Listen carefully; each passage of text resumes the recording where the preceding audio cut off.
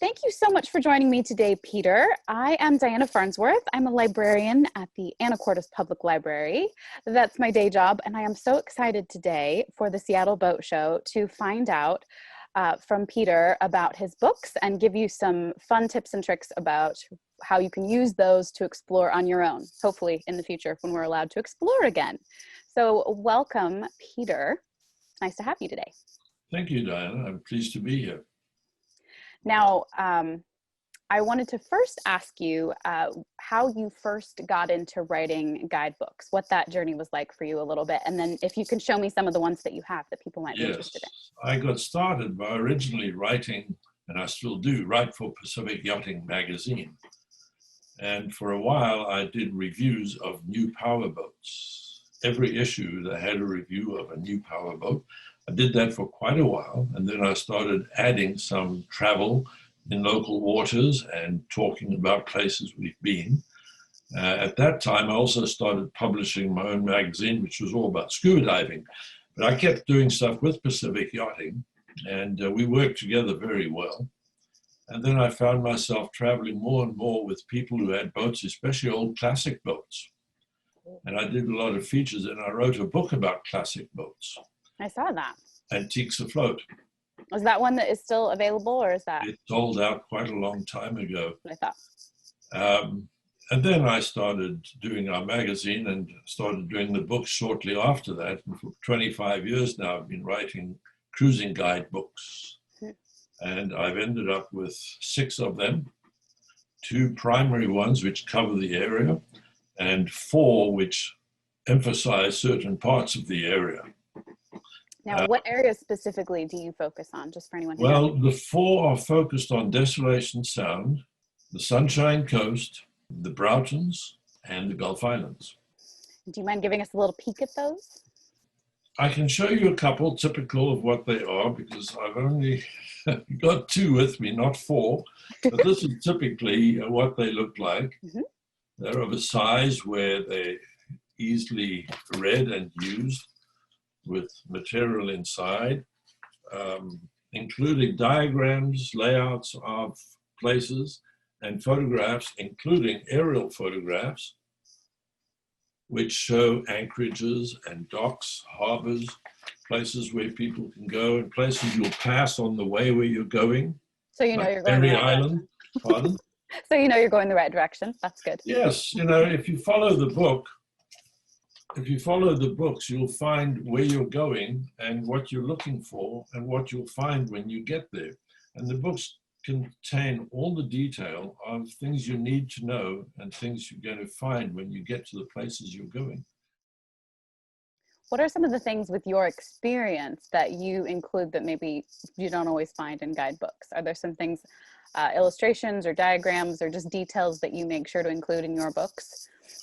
I wouldn't say there's anything that you won't find by getting there, but the point is a lot of people haven't been to some of the places, or many of the places we've been. And so by going to all the places on the coast, from Puget Sound all the way to Alaska, yes, we've covered docks, we've covered anchorages and places that people will eventually get to or go by. And if you have my books, you might say, oh, let's stop here, because we might otherwise have just slipped by without realizing what a great place is. Yeah. And so I've also done diagrams in the book to show where they are, what's there. And I put little images of boats at anchor, drawings which I did of boats, anchored and moving along the waterways and in the coves where you can anchor safely. So pretty much everything you would need to go. I think so. I've had a lot of comments on the books, and people have told me how much they enjoy them. And the fact that we've sold as many as we have means that people have liked them and have gone and bought the other copies of the books. Yes, and that so many are sold out. Remind me how many copies you've sold so far of your books? 70,000 books to date. That is a lot of adventure. Not bad for a very specialized subject like boating. Absolutely. Now you have some other experience as well in diving, correct? Yes, I've been diving pretty well since I was 10 years old. Oh, wow. And I did a lot of diving in South Africa, where I grew up. I used to go diving for lobster. Oh. Very nice. I mean, we have some of that here, but we have crab here. So yeah, no, but we had the tailless lobster, rock lobster, like you have in California. Oh, okay. And they've got bigger tails than the ones on the East Coast, so there's a lot more meat in the tail. Oh, well, that is useful. And we had lots of lobster to eat. What is it that what are the two books that you have right now, kind of your main ones that people might be looking at? Anchorages and Docks and Destinations. And can you just give us like a tiny little highlight of each one of those? The Anchorages talks all about places you can stop along the coast and drop your anchor safely, mostly safely. And where there's any doubt about how safe the anchorage is, I've mentioned that in the book. Okay. To watch out for winds and other conditions which could disturb your anchorage. Mm-hmm. So I've discussed the anchorages, and what I've done is I've spaced them in such a way that I pretty well cover all the anchorages that are good and popular anchorages. Okay. Excellent. I have left out some anchorages which, in my opinion, were not the best places to anchor. Okay. I didn't want people to be advised to anchor somewhere where they might get blown off the anchorage. Seems sensible. Find it dangerous, yes. Mm-hmm. So I've covered pretty well all the anchorages in that book, from the San Juan Islands all the way to Alaska. Okay. And it includes the west coast of Vancouver Island. All right. And then the Docks and Destinations. Mm-hmm. This was the first book I did. Okay. And this is about the 6th edition or more. Mm-hmm.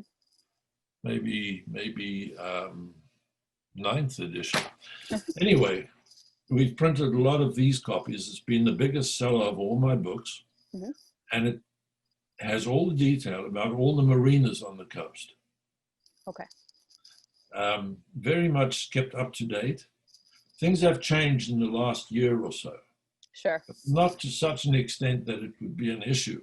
If people go to these docks and find there's a slight change, it'll be so slight, it's of little consequence. Yeah, I think our marina in Anacortes is still quite busy, even this year. And it's quite easy to take a pen and write in the book and make your changes if you find There you go. But then I do update the book from time to time when it runs out. Mm-hmm. And every year we contact all the people in those books to find out what changes have been made.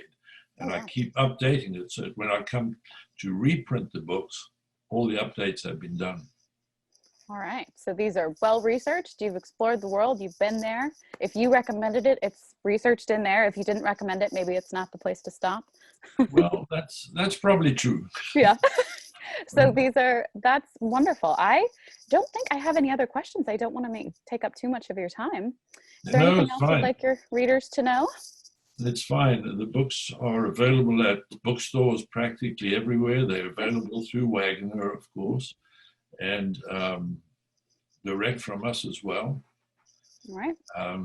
But mostly through Wagner and Pacific Yachting sells some. Okay. And the big stores, the bookstores, small stores, and marine stores, big time. Absolutely, yeah. Marine stores are our biggest seller of our books.